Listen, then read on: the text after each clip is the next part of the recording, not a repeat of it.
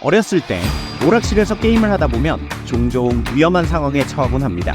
제가 게임을 이기고 있을 때 반대편의 상대는 늘 무서운 얼굴로 얌시 쓰지마 하며 겁박을 주곤 하거든요. 도망가지 마! 맞서 싸워! 하지만 여기 위축되면 안 됩니다. 여기 위축되는 순간 게임적으로 그리고 사회적으로도 지는 겁니다. 이러한 위기를 타개하기 위해 최고의 반격기를 씁니다. 너 몇 살인데? 이 몇 학년이요?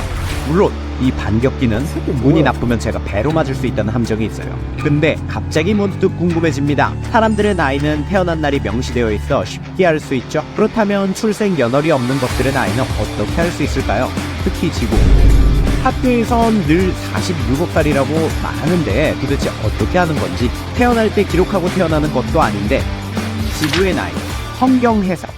1654년 아일랜드의 주교였던 제임스 어셔는 성경의 연대기를 근거로 지구가 기원전 4004년 창조되었다고 추측했습니다. 당시 사람들에게 성경은 기록을 넘은 사실 그 이상이었죠. 태양이 아닌 지구가 움직이는 지동설을 주장했던 갈릴레이가 종교 재판을 받을 정도였으니 그 당시 성경의 권위는 말하지 않아도 알 겁니다. 사람들은 지구의 나이가 기원전 4004년 시작되었다고 굳게 믿었습니다. 과학적 추론. 성경뿐만 아니라 자연현상을 관찰한 과학자들은 지구의 나이를 알기 위한 다른 방법을 찾기 시작했습니다. 그 대표적인 인물이 바로 뉴턴과 라이프니츠입니다. 뉴턴은 지구와 다른 천체들이 뜨거운 쇠공처럼 식어가며 형성되었다고 가정했습니다. 지구는 거대한 쇠공이고 이것이 식어서 지금과 같이 되었다는 것이죠. 그래서 작은 쇠공을 이용해 식는 데 걸린 시간을 측정합니다. 그리고 이를 이용해 거대한 쇠공인 지구가 식는 시간을 알 수 있을 것이라 생각했죠.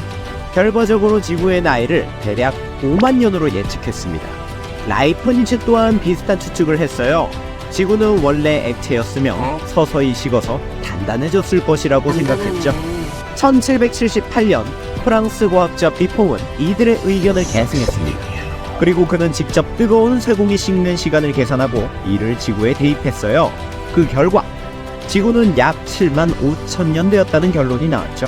당시로서는 혁신적인 발견이었어요. 성경에 기록된 1000년 단위의 시간이 만년 단위로 훌쩍 뛰어넘었으니까요. 훗날 절대온도의 창시자로 유명한 켈빈경은 지구가 점차 식어가고 있다는 점에서 출발하여 지구의 나이를 수천만 년으로 추정했습니다. 지구의 나이는 계속 확장해 나갔죠.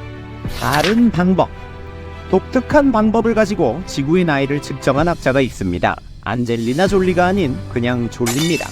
해양에 있는 나트륨의 양을 이용하여 측정했죠. 먼저 바다의 전체 나트륨 양을 계산합니다.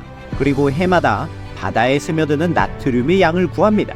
이제 해양의 전체 나트륨 양을 매년 방출되는 나트륨의 양으로 나눕니다. 그는 이러한 간단한 방법으로 지구의 나이를 9천만 년으로 추정했죠.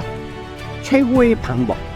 지구 나이를 확실하게 아는 방법이 생겼습니다. 바로 방사능 연대 측정법이죠. 특정 방사능의 경우 특정 시간이 지나면 양이 절반이 됩니다. 우린 이 시간을 반감기라 부르죠. 과학자들은 생각했습니다. 물체에 존재하는 방사능의 붕괴한 양과 붕괴 이전의 양을 알면 물체의 나이를 알 수 있겠네?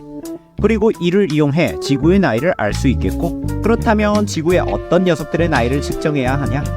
지구의 암석들이 이렇게나 많은데 저걸 다 측정한다고? 그래서 측정한 것이 바로 운석입니다. 왜? 운석의 생성 원인은 사실 지구와 같아요. 먼지들이 모여 회전하고 뭉쳐서 온도가 올라가며 결국 태양과 그를 돌고 있는 행성들이 되었거든요. 과학자 입장에선 지구의 나이는 곧 운석의 나이였습니다. 그래서 얻은 숫자 바로 약 46억 년이었습니다. 사유 완성. 결론. 과학이 지구의 나이를 알아가는 과정은 날카로운 칼을 만드는 과정과 비슷합니다.